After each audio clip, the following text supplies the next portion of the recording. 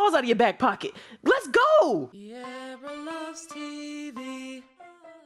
Yes, I made a theme song so that I can talk about all my favorite shows. Oh yeah. And this is just your disclaimer that this is not me talking about any of the actors themselves, but more so their characters. Please do not attack me in the comments. Everyone is entitled to their own opinion, even those who disagree with me. But let's keep it friendly. All right, let's get started with the show. Okay, so first off, I want to start off this video by saying I am not feeling my hair right now. In fact, as soon as I'm probably done recording this, I'm finna try to take these braids out. Okay, like I'm over them. So that would be the reason for the headband situation. I have been avoiding it and putting it off and no more. I literally cannot keep these braids in my head. Like, I just need a break. I'm not saying they're gonna be gone forever, but I just need a break. Like, I'm just so tired of them. I'm tired of redoing them. I'm tired of getting them redone. I'm tired of just like them just flopping everywhere. I'm just over it. Yeah, so that is just my reasoning for the headband. But anyway, let's begin. Meredith, you want some privacy? I'm thinking, yeah. Y'all, I've seen this little sequence where Miranda is staring across the way, and I think this is going to be the part where she says something like, today is not a good day, or today's going to be a bad day, or something like that. And I just have to say, I despise this episode. This was like one of the first episodes that kind of low-key traumatized me. It made me feel like I think that's what started my little thing that I mentioned in the first episode, where I kept being super paranoid about health related things, and every time someone around me would just sneeze, it would be like a just like anxiety attack. And I think this is like one of the first episodes that kind of sparked that. Yep, it's that episode. So there's a race going on in the city where the only rule is no eye gouging, which is literally insane. But that's the only rule to the race. And so basically it's just a bunch of bikers that are riding their bikes aggressively through the city in a race. So yeah, it was this guy. Oh my God. I don't know what it is about this patient that disturbed me so bad, but it did, and I was like, like traumatized. Like, it's so bad every time I have to watch this episode, or every time this episode comes up. I'm always just like, I usually skip it honestly, but I'm gonna watch it for y'all. The classic intro. I never get tired of it. Do some tests. Wicked. Are you? And that's not why this case bothered me. It wasn't that moment. It's something else, but I can't remember. I feel like Miranda Bailey is in the beginning of this episode when she's like, I know something's happening today, but I don't know what. That's how I'm feeling right now, because I'm like, I know it's a reason why this episode has traumatized me, but I don't remember why. And honestly, that's why I chose, like, when I saw that part where she's like, oh, I'm supposed to remember something today, but I don't remember. When I see that part, that is usually my cue on my rewatch to skip this episode, because I know that it's the episode, but I don't remember what freaked me out. 51, Lloyd Mackey. You know, a fun fact, because I'm sitting here watching Richard scrub in, or scrub out, or I don't know what he's doing. He's scrubbing. Okay, he's scrubbing. He's putting something on him. He's scrubbing. Anyways, so like after watching this show for so long, I started a habit when I would wash my hands. I don't think I do it every time, but I did like get in the habit of like when I'm washing my hands, I would like take the soap and put it on my arms. Like I'm scrubbing in. I don't even know if that's like the proper way to do it. That's just what I was doing. Speed up the process. This is Dr. Facilier from Princess and the Frog. Oh my goodness, I hear it. George is assisting Dr. Weber today, and there's a patient that he's helping him with that has liver cancer or liver disease. Anyway, he's played by Keith David, who plays Dr. Facilier on Princess and the Frog. He's looking at George. George is like, yeah, anything you need, just let me know. And he looks at him like, oh yeah, I'm sure I could think of something. George is like, huh? Cause you know, I mean, I think it's self-explanatory why he was looking at him like that, but yeah. Christina and Izzy are standing there taking care of a guy who they're waiting to basically find out if he's officially brain dead. While they're waiting, Izzy is like looking through his stuff and his clothes, and she's like, oh, like he belongs to someone. Like someone must be looking for him. Like someone must care about him and want to know what happened, and maybe we should focus on trying to find that person as well. While she's thinking that, Christina is thinking, no, this could be a potential organ donor. Fair warning, y'all, I am a little sick. Hey, this is your DoorDasher. I I'm didn't. at the gate and I'm not quite sure how to get it open. Yeah, I know. I didn't order any DoorDash. I think they probably have the wrong number on file. Oh, are you not at 1824? No. Dang, okay, thank you. All right, no problem. Have a good one. Bye-bye. All right.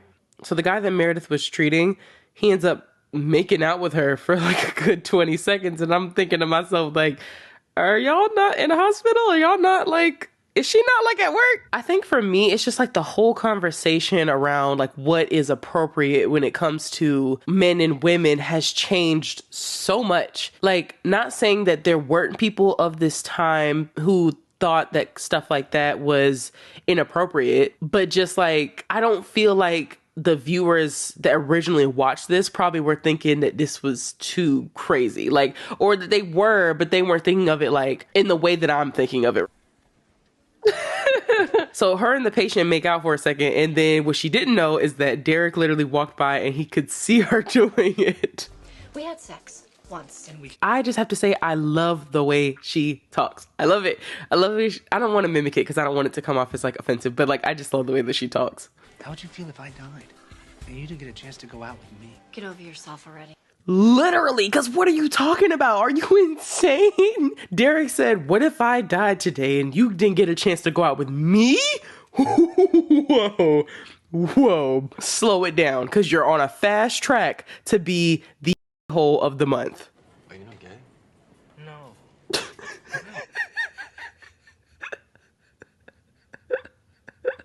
Alex is he's talking to George. George is telling him about the patient that has a crush on him. And he's like, well, good for you. And then he's like, wait, are you not gay?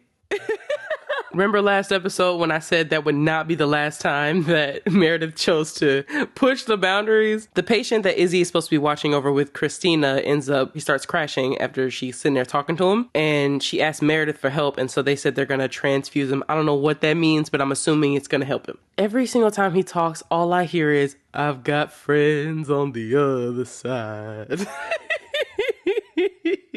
I've got friends on the other side. Or I hear, are you ready? Transformation Central. I can't. Dr. Burke? Hello? Like, what are we doing? This is the first interaction between Christina and Burke. On whose orders? Either whip one out or close the door.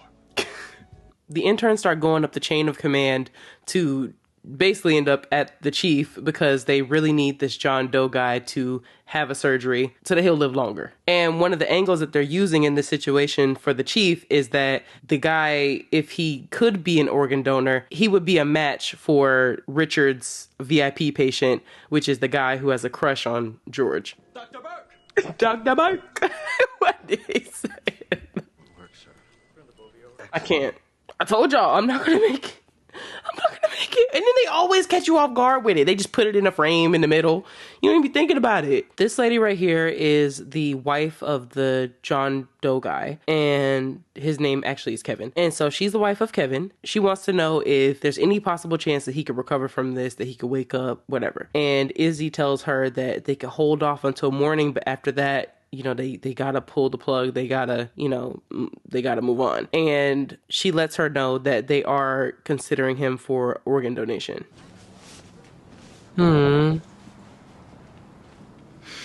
So Richard tells him, Mackie, I'm assuming that's his name because that's what he just said, but he tells him that they have possibly found him a liver. She attacked me. Meredith.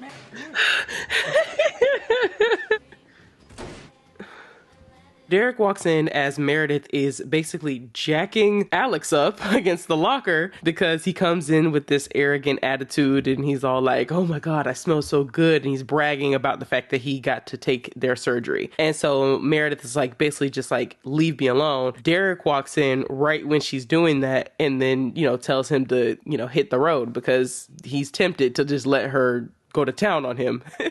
So then there's this moment that happens where she stops and she looks at Derek and it's like she wants to say something to him, but then she doesn't and she just kind of walks off. But I don't really have an opinion on Meredith and Derek necessarily, especially because it's been so long since I've watched it. My views about things have kind of changed and everything, so I don't really have a solid opinion on them. But I will say in general, I love a slow burn romance. Like, it's something about it. It's like, especially like in Gilmore Girls when Jess and Rory were kind of like, before they actually got together, it was something about it that it's like this constant push and pull. Like, are they going to be together? Are they not? They're going to be together? They're not. And like, there's these little glances that keep happening. And like, you're supposed to kind of decode it in your mind as to what that can mean. I kind of enjoy that. Right now, I'm actually watching The Bear and I'm watching Sydney and Carmi. I'm only on season 2, guys. So honestly, I don't even know if I'm gonna read the comments on this video because I don't want nobody trying to be petty and spoil it for me. But yeah, there's definitely something. I don't care what they say. People are arguing, talking about like, no, they're platonic. They are not platonic. They're not platonic. Not in my world.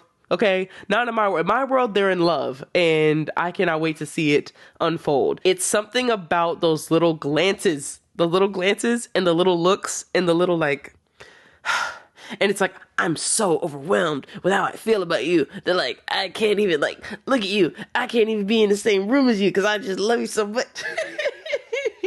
It's something about that. Like, I know I'm not alone.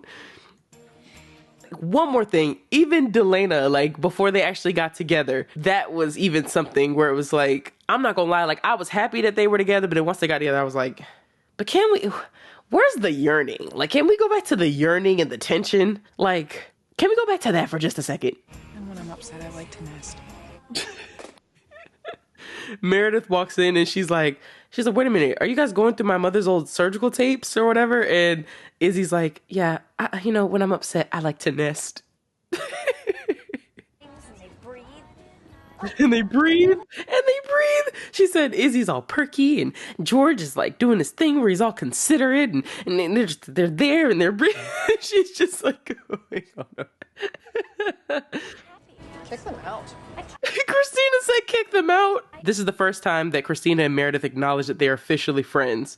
I ain't gonna lie, in this scene, like Christina was wrong. Okay, like she should have definitely applied a little bit more empathy to the situation. But also, I wouldn't have brought my daughter there. Like, I wouldn't have brought my daughter to... And then she's, like, clearly super young. Maybe she didn't expect that that's what they were going to ask. Like, they were just going to ask for basic things like heart, lung, you know what. But still, this has got to be traumatic for any child to go through. That I can't talk to the families of patients. Sorry. Christina, I'm going to hold your hand when I say this. You got to talk to the families of the patients if you're going to be a surgeon. I hate to break it to you. She said, I'm not a people person. I can't talk to the families of the patients. What do you think you're going to be doing? Am I tripping? I like that Miranda Bailey, like, yes, she's a tough cookie. But, like, it feels like to me at this point, like, she's always coming from a place of, like, just trying to make them better doctors. Haven't you ever been attracted to someone you know you couldn't have? No.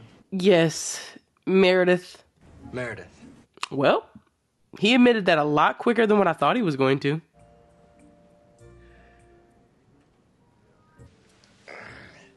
No, I'm sorry.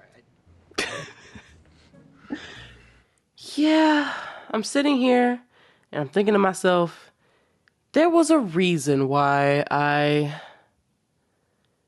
don't like this episode, and I feel like I'm about to figure out why.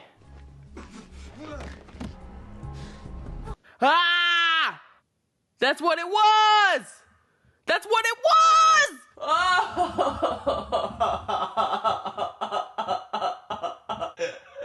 I feel sick. I just have to say, I despise this episode. I don't know what it is about this patient that disturbed me so bad. It's so bad every time I have to watch this episode.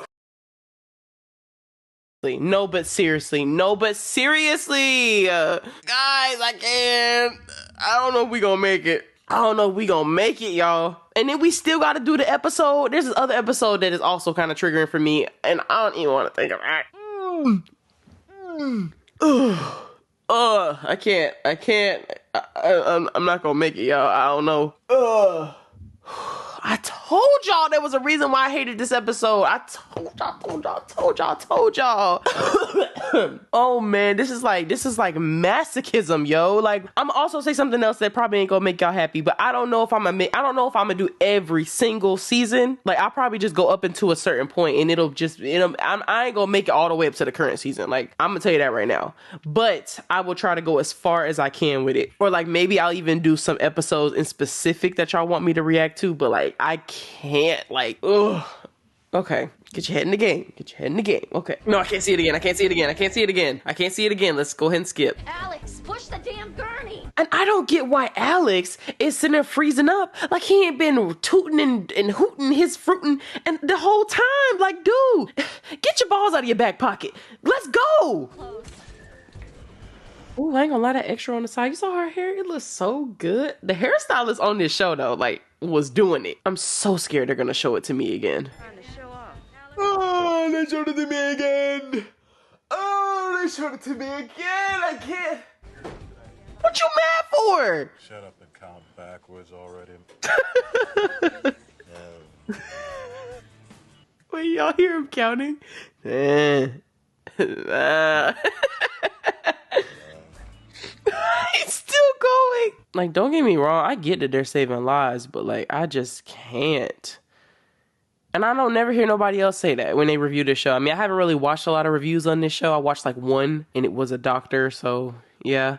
But like, even like in the I don't never hear nobody who's like, just this kind of stuff just kind of like makes them uncomfortable. It's like, I can handle blood, I can handle throw up. It's just something about seeing people get cut on or with like super big wounds and stuff. It just like, ugh, like, it's like I can feel it. It makes me very uncomfortable. Izzy was like, I'm gonna sew him up for his family, and then Christina joined her to help her. That's really sweet. And it's interesting because you can see where there's strengths and not necessarily weaknesses, but where there's areas where certain people like it's not a one size fits all. Like, just because you're automatically a surgeon or just because you're a surgeon doesn't mean you would automatically be able to handle every aspect of it. Like, Christina is not suited for the part where she has to talk to the family, versus Izzy is more than suited to talk to the family and comfort them and make the process as easy as possible. And Izzy is not as good at the part where, you know, something like this where she has to like do an organ donation. Like, she's not as good as that part because she feels like that's ending a life. Christina is equipped for that, and she is better suited for that part of it. And I think maybe some people would read this as like her being like lacking empathy or being like inhuman or anything. I don't get that vibe. I think that it is hard, and yes, it's part of her job, but also it's difficult. You know, I personally don't do good with that. I don't do good with death, and I don't do good with like talking to people about it or being very comforting. Like, humor is always my way of relating to a person or comforting someone or comforting myself. So I get it. I get why she's just not as good in this area, but even like, especially for me personally, it never comes from a place of not caring or lacking empathy. It's like, I have so much empathy that I can't watch you be sad. I can't watch you be sad by like the things that are happening. You little sniveling no good snot rag, Dr. Bailey. She was gonna go in. It is not the thrill of the chase. But my thing is, like, it took you all day to figure that out, to just say that. You didn't really say anything. You just said it's not the thrill of the chase. Get with this dude. Your hair. God, her hair does look good. He got me there. Her hair does look good. I'll just say this. One thing that shows in the early 2000s knew how to freaking do is create a slow burn romance. They knew how to just give you just enough. It was like a toxic relationship. They knew how to sprinkle you in and just give you just enough to keep you hooked. Or like a drug dealer. I think this is the episode where Meredith finally has like solidified her friend group, where she's officially let George and Izzy in. So they're sitting there watching her mom's old surgical tapes at the end and eating pizza and popcorn. And then Christina earlier in the episode said that Meredith and her were friends. So it's like now we've established, okay, she has a friend group and there's, you know, a love interest. It's coming together. It's coming together. So, yeah, that would pretty much wrap up this episode. And I hope you guys enjoyed it. I will see you guys in the next one.